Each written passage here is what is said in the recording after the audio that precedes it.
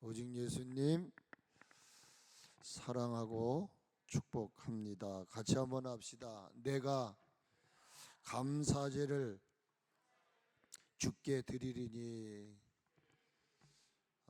이 제목을 가지고 맥주 감사절 예배를 드립니다. 맥주 감사절을 드리는 날인데, 이 맥주 감사절이라는 것은 하나님께서 이스라엘 선민들에게 명령하신 것이죠.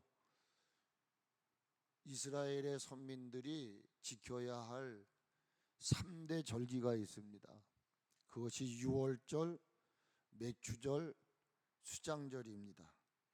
그러니까 이때에 하나님이 주신 복을 따라 하나님 앞에 나와서 감사하라는 것입니다. 출애굽기 23장 16절에 보면은 오늘 맥주 감사절을 지키라는 말씀이 나오죠.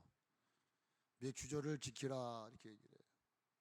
그것은 내가 수고하여 밭에 뿌린 것, 그리고 그 뿌림으로 인해서 수확을 거둔 것을 하나님 앞에 드리라는 것입니다.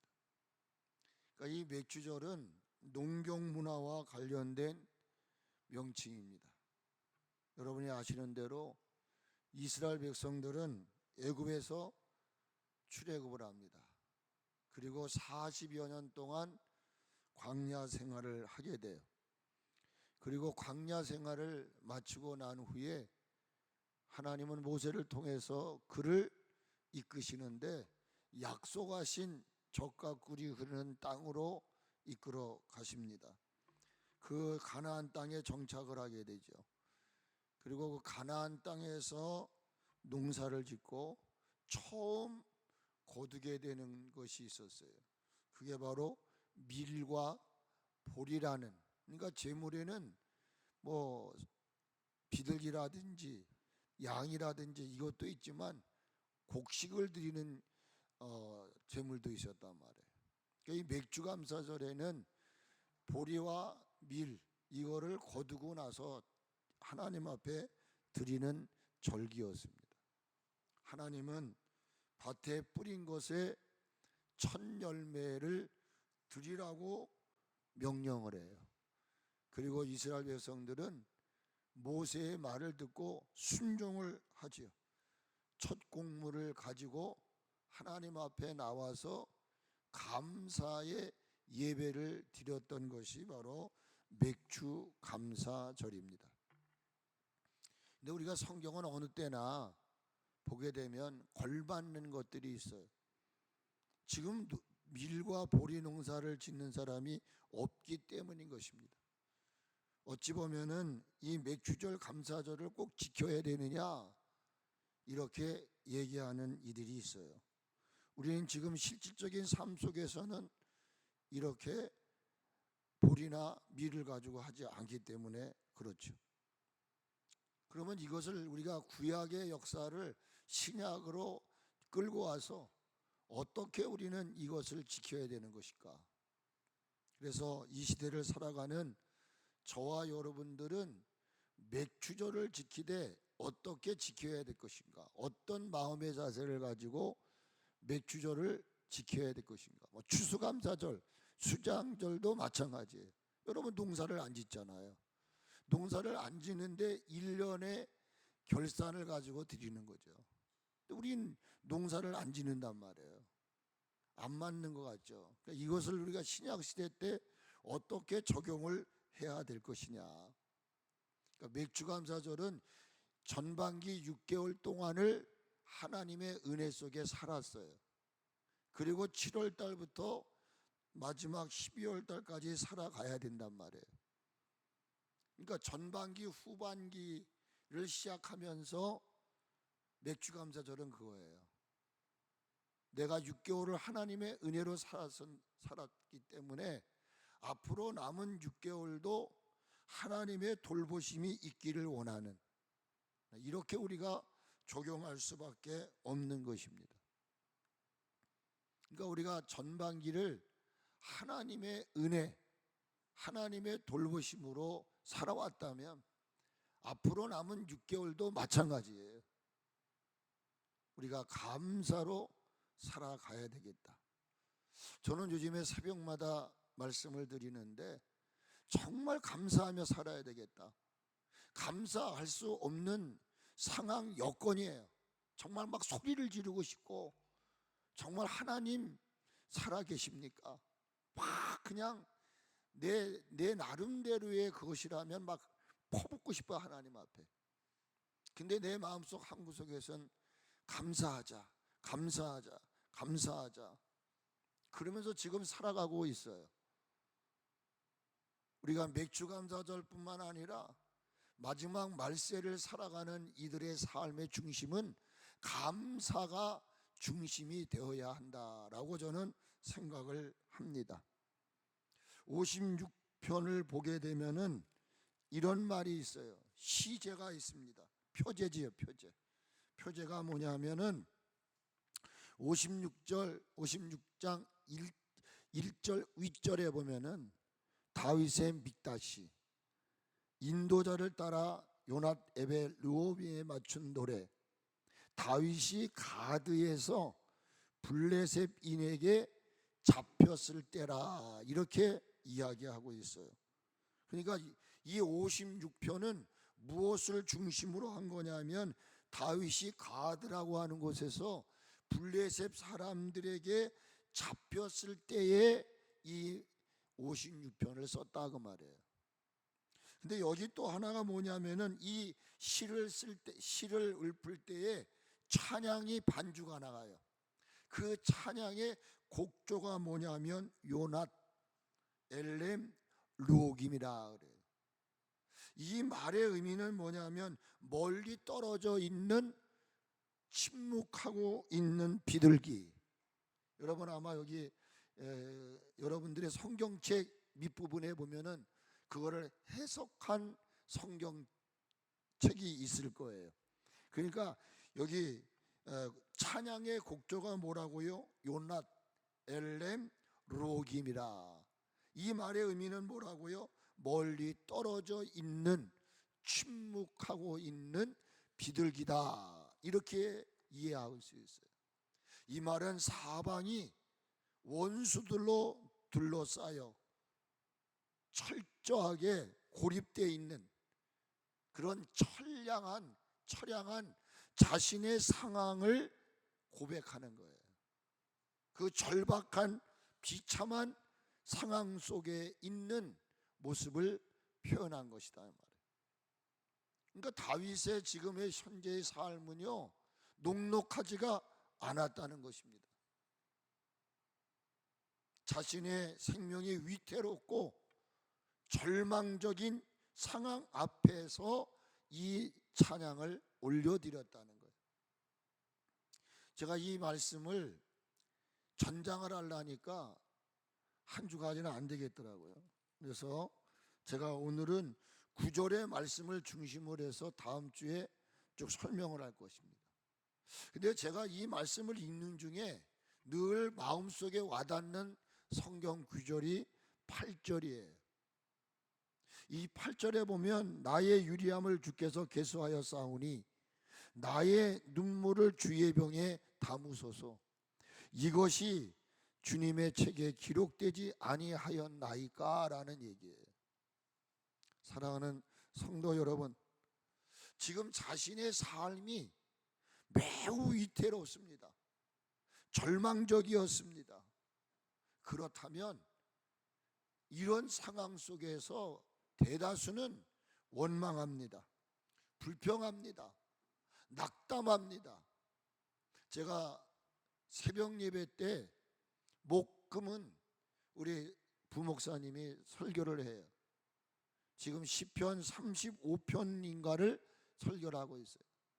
좀 매일 아침마다 목금마다 은혜를 받아요. 까닭없는 그런 핍박을 받고 억울할 때가 너무 많은 거예요. 그리고 기다리는 거예요. 그 극한 상황 속에서 그는 원망하거나 불평하거나 낙담하거나 분노하지 않아요. 그리고 삶을 포기하지 않고 그가 고백한 내용이 뭐냐? 오늘 12절 말씀을 같이 한번 다시 읽습니다. 시작. 하나님이여, 내가 주께 소원함이 있사온즉 내가 감사제를 주께 드립니다 라고 고백을 합니다. 원망하지 않았다는 거예요. 낙담하지 않았다는 거예요. 억울하고 힘들고 정말 답답하지만 하나님을 바라보면서 그가 하나님 앞에 소원한 것이 있는데 내가 감사제를 드리겠다고 이야기를 해요. 그러면 다윗이 극한 상황 속에서 원망하고 불평하지 아니하고 도리어 감사제를 드렸던 이유는 무엇이었을까 하는 거예요. 구절을 같이 한번 읽습니다. 시작. 내가 아래는 날에 내 원수들이 물러가리니 이것으로 하나님이 내 편이심을 내가 아나이다 라고 설명을 합니다. 그가 감사를 올려드릴 수 있었던 것은 다른 게 아니라는 거예요. 여러분, 이 말씀의 구절의 핵심이 뭡니까? 하나님은 내 편이 되신 것을 자신은 알고 있었다는 거예요. 그가 지금까지 살아온 삶 속에 그 누적된 것, 하나님은 어떤 분이라는 사실을 이 다윗은 알았다는 거예요. 여러분은 어떤 하나님을 경험하고 계십니까? 어떤 하나님을 체험하고 지금 살아가고 계십니까? 다윗이 경험했던 하나님은 어떤 하나님이었느냐 하면은 내 편이 되어주시는 하나님이었다는 것입니다. 여러분, 사람은 자기에게 해를 끼치려고 해요. 뭔가 경쟁이 있고 뭔가 이렇게 레벨이 같으면 자기를 내세우기 위해서 남을 꺾어야 되고 무너뜨려야 되고 쓰러뜨려야 되고, 그래서 자기가 하고 싶은 말 다 퍼부어대는 거예요. 근데 하나님은 그렇지 않다는 거예요. 그분은 내가 살기를 원한다면, 네가 살 수 있다면 내가 죽어주마. 네가 위에 설 수 있다면 나는 낮아지마. 언제나 하나님은 나의 편이 되어 주셨던 분이라는 거예요. 여러분, 성경에 보게 되면은 9절에 이것으로 라는 앞에 일자 쓰고 이렇게 돼 있어요. 그렇죠? 그렇죠? 이것으로 하나님이 내 편이심을 내가 알았다라는. 그리고 1번 쓰고 가로를 막았어요. 그 밑단에 보게 되면 주가 달려 있어요. 뭐라고 달려 있는지 누가 한번 읽어봐 주실래요? 1번 그 9절 이것으로 앞에 일자 쓰고 이렇게 가로 닫았죠? 성경 맨 밑단에 보면은 그 주석이 나와 있어요. 누가 한번 읽어보세요.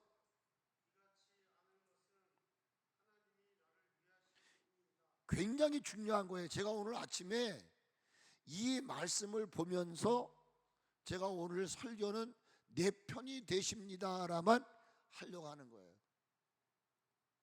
저는 오늘 이 말씀을 보면서 하나님은 언제나 내 편이 되셨음을 믿었기 때문에 원망 불평하지 않았어요. 원망할 수도 있고 불평할 수도 있고, 하나님 살아계시면 도대체 언제까지 더 기도해야 되고 언제까지 더 기다려야 되고 언제까지 더 이렇게 내가 정말 어떨 때는 하나님이 안 계신 것 같기도 하고, 별의별 거를 다 보고 느끼면서 이걸 내가 어떻게 감당해 나가야 할지. 내가 어느 날 어느 분을 위해 기도할 때 하나님 어느 때까지이십니까? 앞이 캄캄해요. 기도하고 애쓰고 몸부림을 치는데도 보이는 게 없는 거야. 그런데 여전히 하나님은 더 기도하라는 거야. 그 어느 때까지 기도하란 말이에요. 어느 때까지.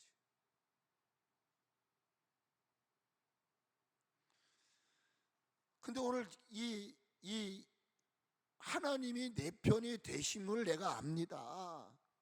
이거를 우연히 읽었는데 오늘 아침에 새벽에 이 문구를 보게 된 거예요. 제가 설교 준비하면서 왜 감사제를 드렸는가? 하나님이 내 편이 되신 것을 내가 압니다. 이건 뭐 당연한 거 아니에요? 여러분, 적어도 목사라고 한다면은 하나님은 내 편이시오. 이건요, 2는 4, 2, 4, 8 이듯이 공식적인 거예요. 그런 공식적인 것이 아니고 이 말의 의미가 뭐냐 이거예요. 그래서 제 마음속에 이런 마음이었어요. 내가 알고 있는 것은 하나님은 늘 내 편이 되셨다. 이 말을 바울의 버전으로 하나님이 깨닫게 하시는 거예요. 소목사, 이 말의 의미가 뭔지 알아? 제가 일단 나중에 여러분 같이 정말 하나님이 내 편이 되심을 믿으려면 매일 되새김질해야 될 말씀이 있더란 말이에요. 오늘 이 해석이 뭐라고요? 하나님이 나를 위하심이니이다. 떠오르는 성경 구절 없으십니까, 여러분?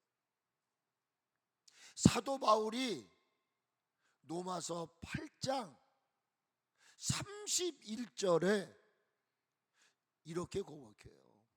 나를 대적할 자가 없다는 거예요. 내가 뭐 잘나고 똑똑하고 능력 있고 힘이 있고 권능이 있어서 나를 대적할 자가 없다는 게 아니라, 저 사람은 보잘것없고 미련해 보이고 실패한 자 같고 정말 약한 자 같은데 저 사람 속에는 뭔가가 있다 이 말이에요. 그게 뭐냐 이 말이에요. 바울이 로마서 8장 31절에서 하나님이 우리를 위하시면, 하나님이 나를 위하시면 물질이 많기 때문에, 지식이 많기 때문에, 능력이 많기 때문이 아니라 살아계신 하나님, 천지를 만드신 하나님, 사람이 나를 향하여 뭐라고 말을 할지라도 하나님이 나를 향하여 나는 너를 돕는 자야, 나는 너의 편이야, 이것을 다윗은 삶에 누적되어 온 거예요. 그 삶 속에서 순간마다 경험해 온 것이 뭐냐? 하나님이 나를 위하시면 그 누구도 나를 이길 자가 없다는 사실을 깨달았다 이 말이요. 배운 것도 없고 가진 것도 없고, 비록 우리가 실패자라고 말할지 않아도 여러분, 하나님, 인간은 실패하고 인간은 여러분 망해도요, 하나님은 실패하지 않고 하나님은 승리하시는 하나님인 줄 믿으시기를 바랍니다. 그러므로 하나님이 나와 함께 하시는 동안 하나님이 내 편이 되주시면 사람들은 저거 쓰레기 같은 존재야, 전 망가진 존재야 라고 말할지 몰라도 그렇지 않다는 거예요. 이것을 다윗은 아는 거예요. 한 시인은 우리들의 편이 누군가를 설명을 해요. 돈이 여러분의 편입니까? 능력 있는 사람이 여러분의 편입니까? 내가 어느 대학을 나왔다는 그게 내 편입니까? 아무 의미 없어요. 진정한 한없이 연약한 저와 여러분, 한치 앞을 내다볼 수 없는 인간들이 이 주어진 인생을 살아가는 동안 나의 가장 큰 힘이 되고 편이 되는 건 뭐냐? 시인은 이렇게 말해요. 시편 46편 1절로 3절에 이렇게 말해요. 하나님은 우리의 피난처시요 우리의 힘이시라. 그 하나님이 나의 피난처가 되시고 그 하나님이 나의 힘이 되시기 때문에 환난 중에 만날 큰 도움이시라. 할렐루야. 여러분, 마지막 날 우리가 살 수 있는 유일한 방법은 하나님이 여러분의 도움이 되시면 되는 거예요. 믿으시기를 바랍니다. 그러므로 그는 고백을 해요. 땅이 변하든지 산이 흔들려 바다 가운데 빠지든지 바닷물이 치솟올라 뛰놀든지 그것이 넘침으로 산이 흔들릴지라도, 같이 한번 해보세요. 우리는 두려워하지 아니하리라. 내가 두려워하지 않은 이유는 하나님이 나의 도움이 되시기 때문이라는 거예요. 우리 믿읍시다. 나 비록 연약해 보이고 보잘것없고 텅텅 빈 교회의 목사이지만 나 기죽어 살지 않겠다는 거예요. 하나님이 한 명의 교인이 존재하는 한 교회의 예배당의 불을 끄지 않으실 거다.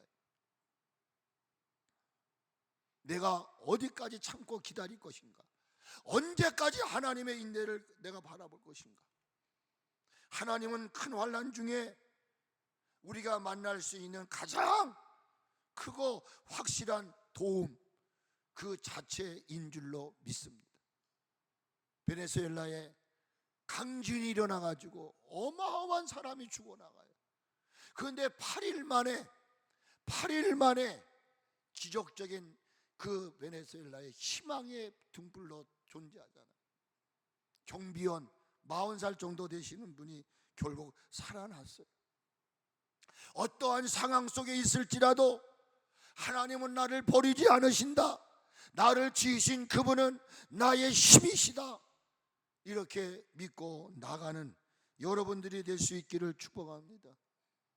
우리의 삶 앞에도 고난이 있을 수 있습니다. 위기를 만날 수 있습니다. 그러나 그러한 상황 속에서 저는 바랍니다. 포기하지 맙시다. 끝까지 하나님을 향한 믿음을 저버리지 말고 나갈 때 하나님은 반드시 여러분의 손을 들어줄 것이고 반드시 여러분을 웃게 하시는 하나님이심을 믿으시기를 바랍니다. 시편 118편 6절로 9절에 이렇게 고백합니다. 하나님은 내 편이시라. 내가 두려워하지 아니하리니 사람이 내게 어찌하리요. 여러분, 참 놀라운 얘기예요. 하나님이 내 편이시기 때문에 나는 두려워하지 않는다는 거예요. 죽기를 각오한 사람은 겁이 없어요. 내가 주님을 위해 죽으리라. 내가 죽겠다, 주님 위해 죽겠다 그러면 눈앞에 보이는 게 없는 거예요. 사랑하는 성도 여러분, 야훼께서 내 편이 되사 나를 돕는 자 중에 계신다는 거예요. 하나님은 나를 돕는다는 거예요. 그러면서 그는 그렇게 말해요. 사람에게 피하는 것과 내가 고관들에게 피하는 것보다 여호와께 피하는 것이 더 낫다라고 8절 9절에서 얘기해요. 사람에게 피할 것이냐 고관에게 피할 것이냐.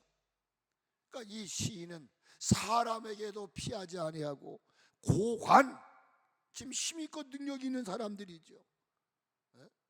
자기는 여호와께 피할 것이다 하는 거예요. 사람이나 고관들을 신뢰하지 않겠다는 거예요. 다윗이 하나님께서 자신의 편이 되셨던 것, 이것을 알게 된 증거가 무엇이었느냐 말이에요. 여러분, 하나님이 여러분의 편이 되심을 믿으시면 아멘 하시기를 바랍니다. 그 증거가 뭡니까? 남이 하나님이 내 편이 된 거 믿으시면 아멘 합시다 하니까 아멘 하지 마시고, 과연 여러분은 하나님이 내 편이 되신다는 이 사실을 의심하지 않고 내가 고백할 수 있는 그 증거가 무엇이냐 하는 거예요. 다윗은 이거에 대해서 이렇게 말하는 거예요. 하나님은 매사에 나를 도와주셨다는 거예요. 이거를 체험했다는 거예요. 다윗은 바울과 같이 자신의 주어진 삶의 현장에서 하나님께서 늘 자신의 곁에 계셔서 피할 길, 감당할 힘을 주셨기에 내가 지금까지 살아올 수 있었다는 거예요. 내가 지금까지 이겨낼 수 있었다는 거예요.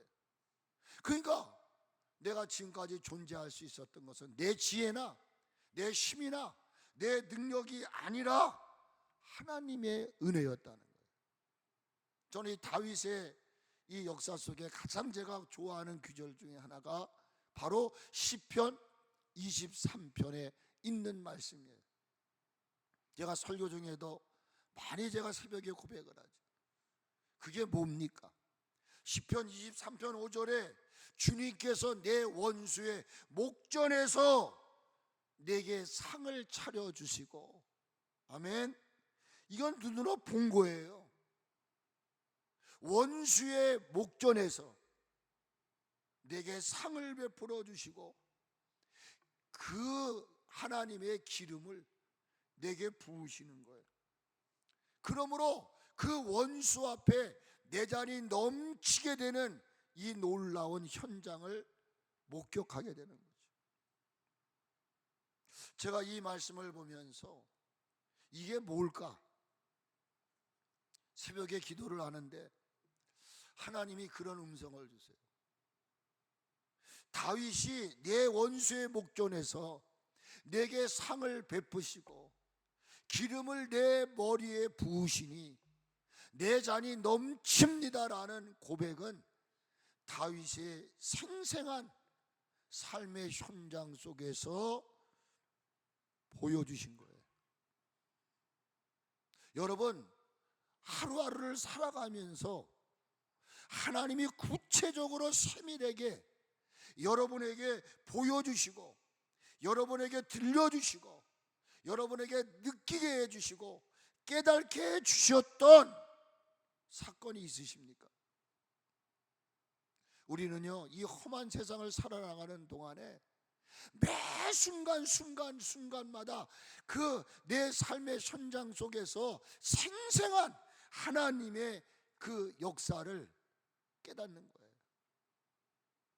나를 사랑해 주시고 나에게 은혜를 베풀어 주시고 나를 돌보아 주시고 나를 인도해 주시고 나를 협력해 주시고 나를 보존해 주시려고 하시는 그 역사하심을 다윗은 믿었다는 거예요.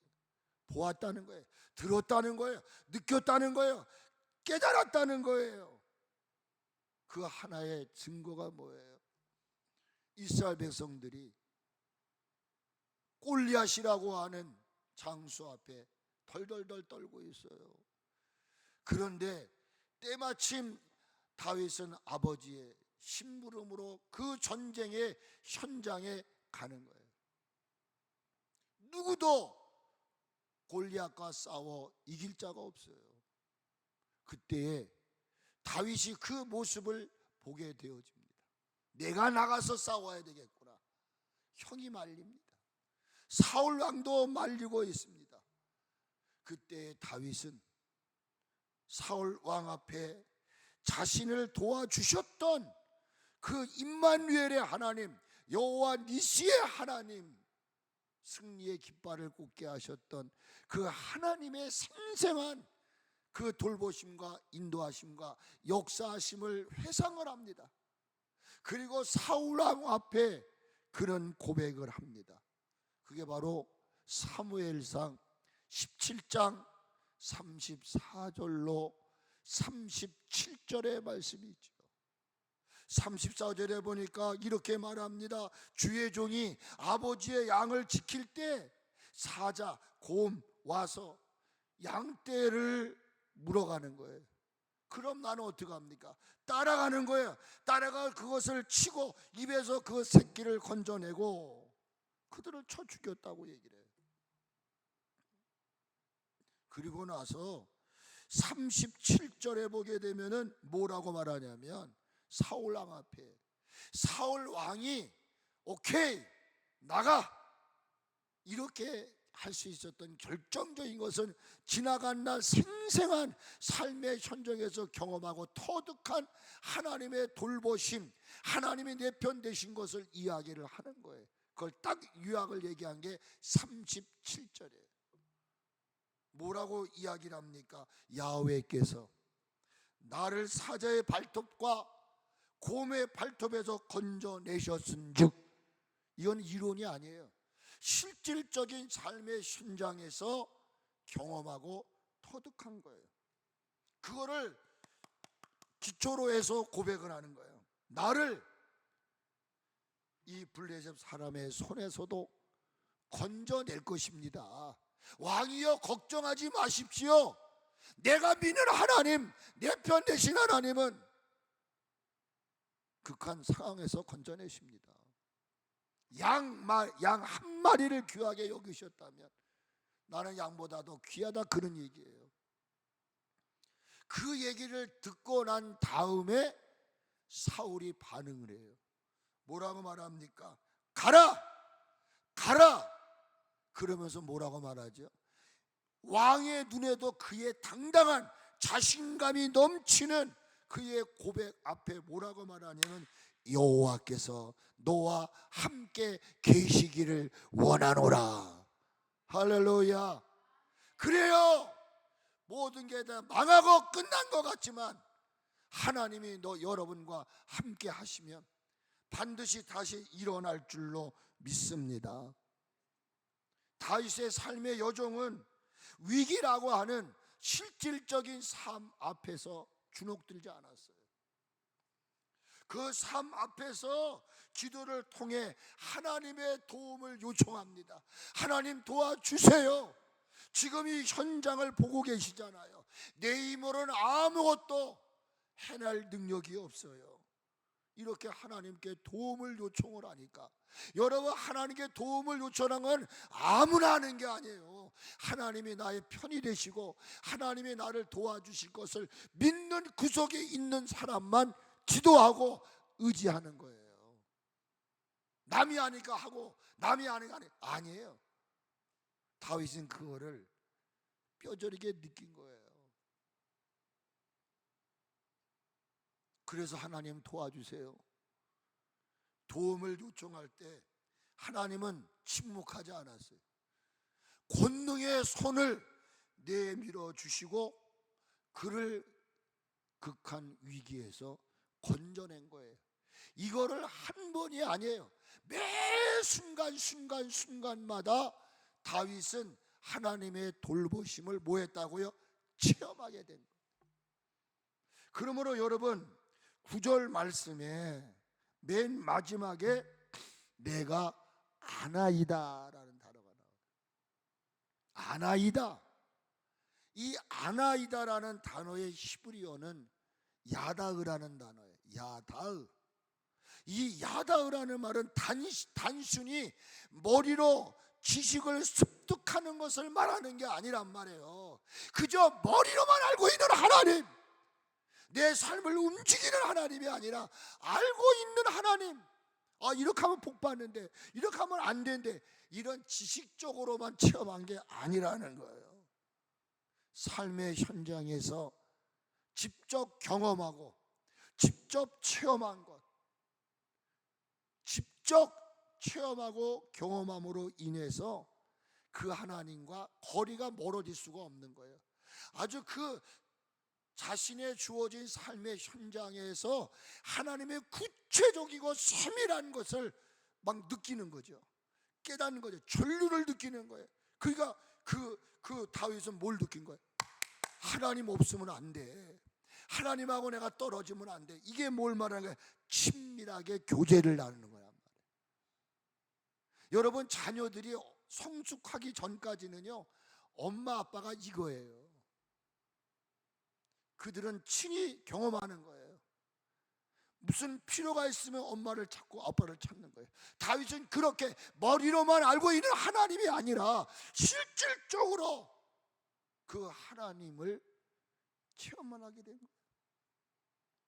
그러기에 그는 뼛속 깊은 곳으로부터 자신의 현실이라는 삶 속에서 생생하게 경험하고 체험하고 느끼게 됐던 그 하나님을 향해 외치고 사는 거예요. 같이 한번 하세요. 하나님은, 손을 좀 이렇게 들어보세요. 하나님은 내 편이십니다. 하나님은 나를 돕고 계시는 분입니다. 이렇게 외치며 산 거예요. 늘 고백을 하는 거예요. 하나님은 나를 돕는 자이십니다. 하나님은 나의 편이십니다. 하나님은 이 답답하고 억울한 내 모든 것을 풀어줄 수 있는 분은 하나님밖에 없습니다. 우리 망한 것 같고 패배한 것 같아도 낙심하지 말자고요. 패배하지 말자고요. 하나님은 살아계십니다. 바울은 질그릇 같은 자신의 심령 속에 보배 대신 예수님이 계심을 알았어요.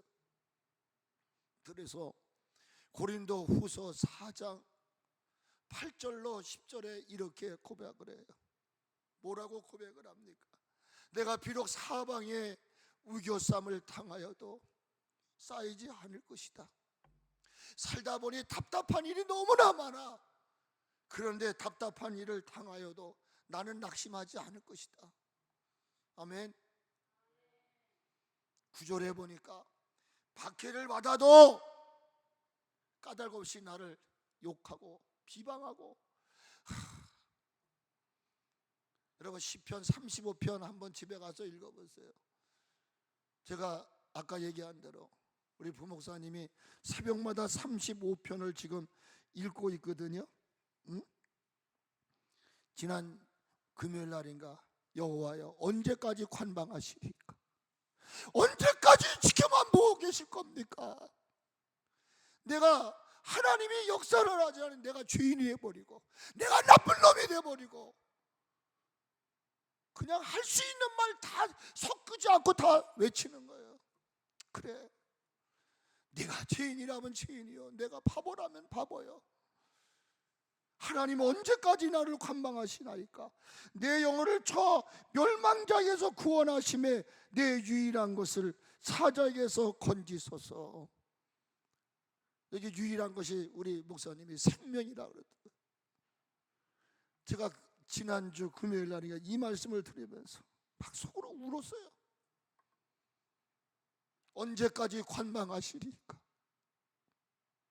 짱짱 나타나서 하나님이 정말 역사를 했다면 그런 소리들을 안 들을 텐데.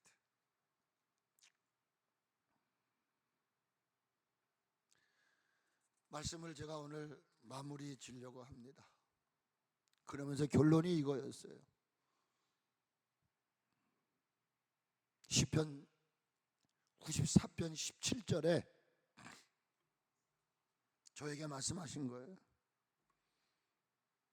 네가 지금 정말 내가 너를 떠난 것 같고 내가 너를 버린 것 같을지라도 한 가지 중요한 사실을 잊지 말아라. 그게 바로 시편 94편 17절의 말씀이었어요. 같이 한번 읽어봅시다. 여호와께서 내게 도움이 되시지 않았더라면 내 영혼은 벌써 침묵 속에 잠겼을 것이다. 근데 내가 살아있단 말이에요. 한글, 개역 한글에서는 이 침묵이라고 하는 것을 정막이라고 얘기를 해요. 정막 중에 처하였나이다. 정막이라는 말은 뭐냐? 고요하고 쓸쓸하다 그 말이에요. 지금 침묵하고 있는 비둘기, 다윗을 이야기할 때 의지할 데 없이 외로운 것, 이게 정막이에요. 살았으나 죽을 맛이야. 하나님 도대체 어느 때까지십니까? 왜 잠잠하고 계십니까? 하나님 지금 역사 좀 해주십시오. 생명은 존재하고 있으나 실적인 삶을 죽은 자와 방불할 정도로 다 막혀 있는 거예요. 그렇습니다. 하나님은 이처럼 위기의 순간순간마다 끝난 것 같고 없어질 것 같은데 다시 상한 걸때를 꺾지 않으시고 꺼져가는 등불의 심지를 끄지 않으시고 다시 세워주시는 그 하나님. 그러면서 제가 오늘 아침에 하나님이 주신 말씀이 있어서 같이 한번 앞으로 남은 삶을 살아가는 동안 하나님은 내 편이시다, 하나님은 나를 돕는 자시다, 이 사실을 되새김질하면서 살아가기 위해서 필요한 말씀을 제가 드리면서 마치겠어요. 로마서 8장입니다. 로마서 8장 31절부터 9절까지 말씀을 여러분들이 되새김질하면서 살아가기를 축복합니다. 첫째로 로마서 8장 31절 같이 한번 외치세요. 우리를 위하시면. 예, 저를 보세요. 하나님이 우리를 위하시면 대적할 자가 있다 없다? 없다. 같이 읽어요. 31절 시작. 그런즉 이 일에 대하여 우리가 무슨 말을 하리요? 만일 하나님이 우리를 위하시면 누가 우리를 대적하리요? 두 번째, 따라해 보세요. 독생자를 내어주셨다. 이 말은 여러분이 살아가는 동안 하나님이 내 편 되신다는 말은 하나님은 여러분의 필요한 모든 것들을 채워주시는 분인 줄로 믿으시기를 바랍니다. 독생자를 아끼지 않고 주신 그분이 무엇을 못 주겠냐 이 말이에요. 32절 같이 읽어요. 시작. 자기 아들을 아끼지 아니하시고 우리 모든 사람을 위하여 내주시니가 어찌 그 아들과 함께 모든 것을 우리에게 주시지 아니하겠느냐. 세 번째, 같이 하세요. 우리들을 의롭다 하셨다. 내 편 된다는 말은 하나님이 저와 여러분을 의롭다고 선언하셨다 그 말이에요. 이 말은 누구냐? 뭐냐? 나를 고발할 자가 없다. 너는 죄인이야. 너는 약한 자야. 못난 자야. 이렇게 할 자가 없다는 거예요. 하나님이 나를 의롭다고 하시는데 여러분 절대로 여러분 외적으로 못난 거 모자란 거 이런 거 생각하지 마세요. 하나님은 여러분들을 향해 외친 게 뭐냐? 의롭다 이거 얘기하신 거예요. 그러므로 고발할 자가 없다는 거예요. 같이 한번 읽어보세요. 33절 누가 능히 하나님께서 택하신 자들을 고발하리요? 의롭다 하신 이는 하나님이신 줄로 믿으시기를 바랍니다. 그리고 또 한 가지 34절에 따라해 보세요. 하나님은 우리를 위해 지금도 간구하고 계신다. 여러분 믿으세요. 여러분은 내가 삶에 지쳐서 기도할 수 없을지라도 하나님은 여러분들을 위해 한 번도 기도를 멈추신 적이 없어요. 같이 한번 읽어요. 시작. 누가 정죄하리요? 죽으실 뿐 아니라 다시 살아나신 이는 그리스도 예수님이시니 그는 하나님 우편에 계신 자요 우리를 위해서 간구하시는 자니라. 선포합시다. 35절 선포합시다. 같이 하세요. 시작. 우리를 그리스도의 사랑에서 끊을 자가 있다 없다? 없어요. 아멘. 이게 하나님이 내 편 되심을 믿는 자들의 무기입니다. 같이 읽어요. 우리를 그리스도의 사랑에서 끊으리요. 환난이나 공고나 박해나 기근이나 적신이나 위험이냐 칼이냐. 그 다음에 넘어갔어요. 저는 이 말씀에 참 은혜가 됐어요. 그게 뭐냐? 우리가 비록 주어진 삶의 현장에서 도살당할 양같이 여김을 받는 거예요. 예수 믿는 것 때문에. 내가 바로 하나님 한번 믿어보겠다고 하는데 도살장에 끌려가는 양, 예수님도 마찬가지였어요. 그런데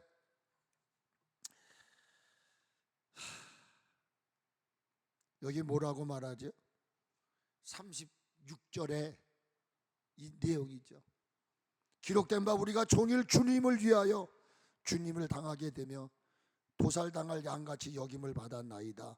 함과 같으리다. 우리 지금 그렇게 취급받고 있어요. 하나님의 뜻대로 살아보려고 하니까 별의별 소리를 듣고 마치 도살당할 양같이 우리가 취급을 받고 있어요.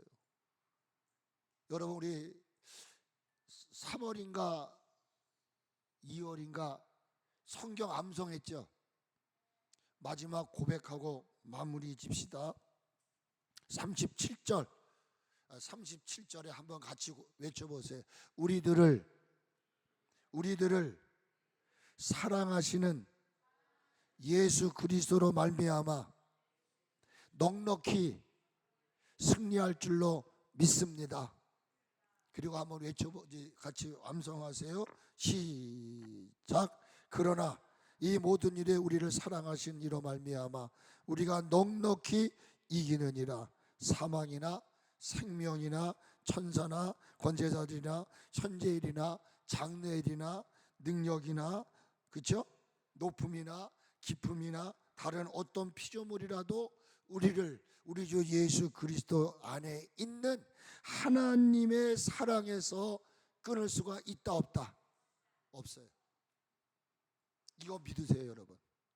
우리 비록 교회가 초라해 보이고 망한 것처럼 보일지라도 하나님은 절대로 하나님을 사랑하는 자를 떠난 적도 없고 버린 적도 없어요.